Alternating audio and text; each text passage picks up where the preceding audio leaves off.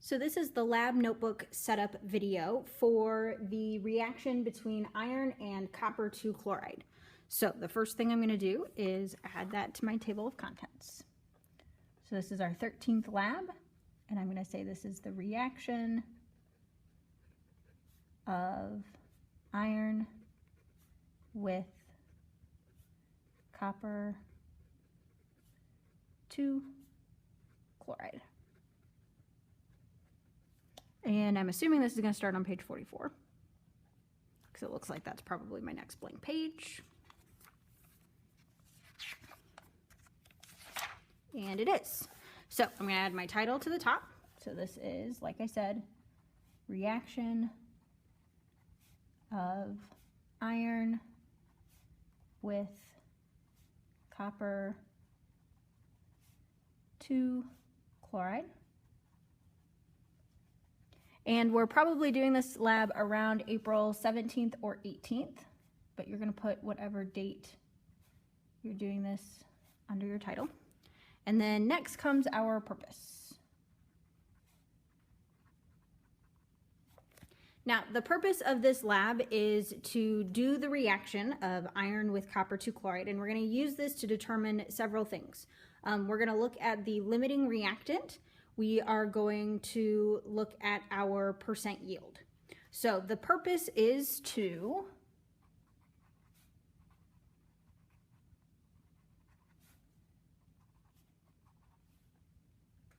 perform the reaction to determine the limiting reactant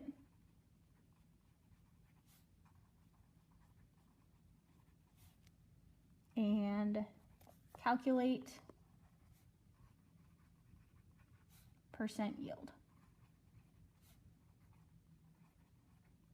So I'm going to go ahead and write the reaction underneath here. So it's iron and copper 2 chloride producing copper and iron 2 chloride. And now, since we already know how to balance, so if we look at this, it is already balanced. So it doesn't need any additional coefficients. So then under that, I'm going to put my hypothesis. So there are two parts to our purpose: determining limiting reactant and calculating percent yield. So I want you to write a hypothesis so that you're predicting what you think the limiting reactant will be, and then I want you to predict what you think your percent yield will be. Now, with limiting reactant, you have two choices. You either think iron is going to run out first, or copper 2 chloride is going to run out first. That is what a limiting reactant is, whichever one is going to run out first.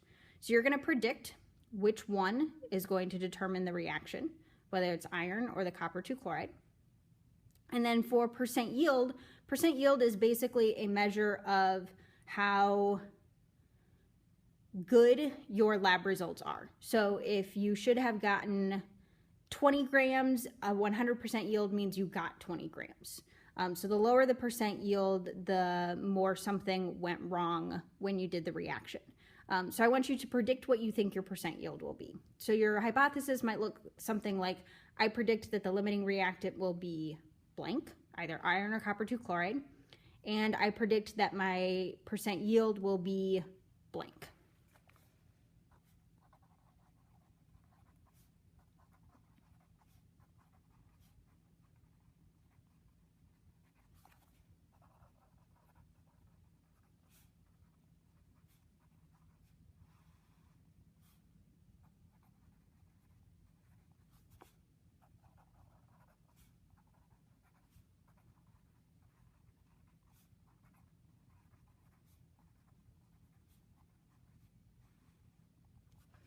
Okay, once you've written your hypothesis, we're going to put our materials and procedure, and I'm going to go ahead and cut mine after part 1.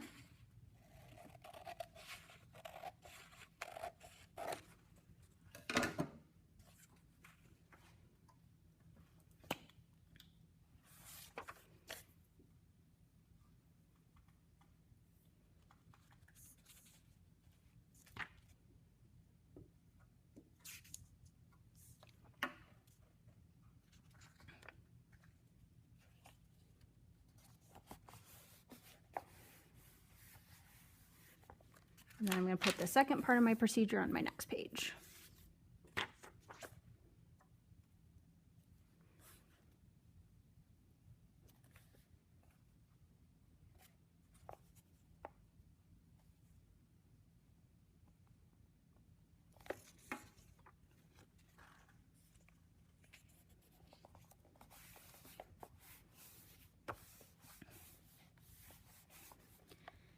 And then we need our observations and we need our data table. So for the purpose of space, I'm going to go ahead and put my data table in next.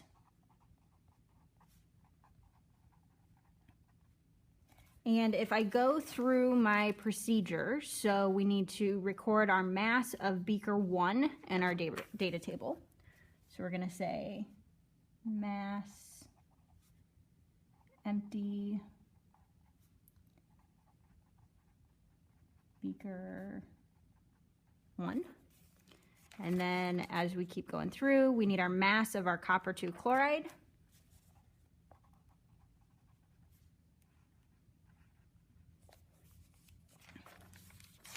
And then add water, mass nails.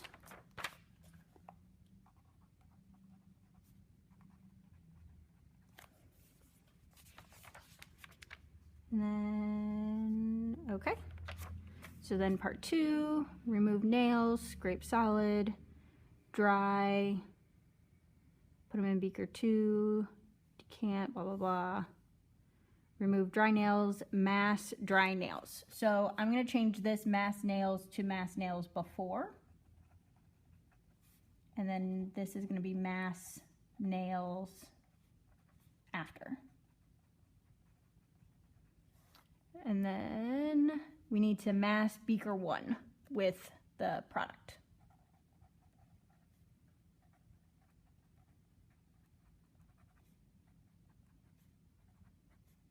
And our product is going to be copper. So that's our data table.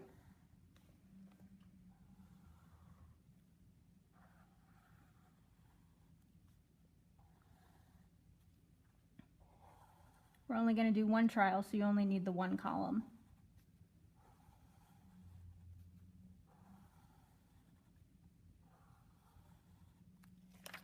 Okay, and then after this, we can put our observations.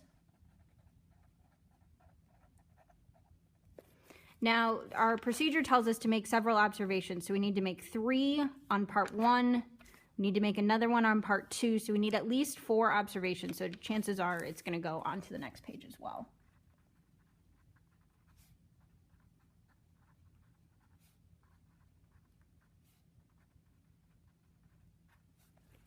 And then after our observations, we have some calculations that we're going to do. Now, I gave you a calculations sheet that we're going to go ahead and glue in here that's going to tell you each of the calculations that you need to do. So I'm going to glue that in after leaving myself some space for observations.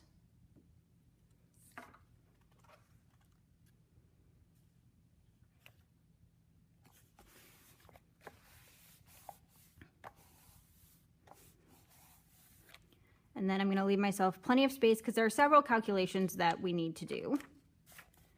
And so leave plenty of space for that. And then my summary is going to go at the end. And so that's your lab notebook setup for the reaction of iron with copper 2 chloride.